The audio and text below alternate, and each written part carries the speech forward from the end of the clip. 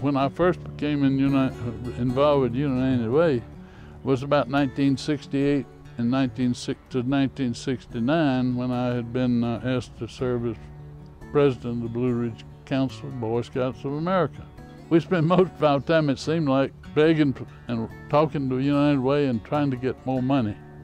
And it was at that time I really began to realize they're giving all they can raise, and all they are raising to the good causes, and Scouts probably getting this good share. And I've known Mr. Yeargin for about 50 years. Mr. Yeargin is a member of our church, but I've also known him through the United Way over my many years of involvement, and has been a true leader for the United Way and made Greenville a better place to live.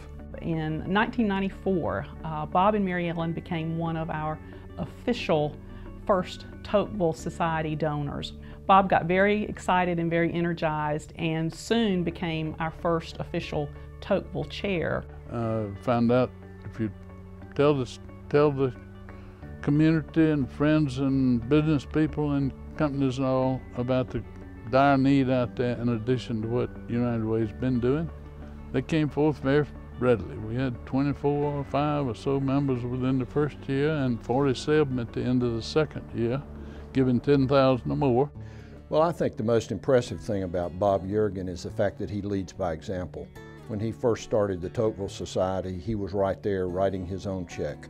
He was not asking others to do something that he was not willing to do.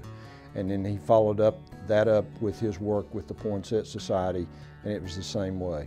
I think the most impressive leadership is leadership by example, and that certainly is what Bob Yeargin stands for. Bob is not one to settle for the status quo, and through his vision, we created really a formal program and campaign for our endowment, which is continuing to establish an infrastructure that will support this community in perpetuity.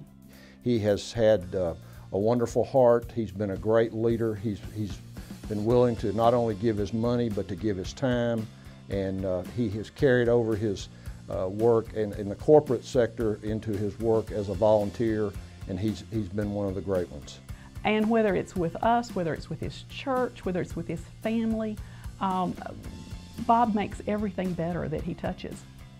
He doesn't like the limelight, and he likes to work behind the scenes, so I know it's going to be an honor for him, but it's probably something that he will feel awkward in being the recipient, but there's no more deserving individual. But it was a pleasure after getting really involved with it to do the work that I did, and my wife with me, Mary Ellen.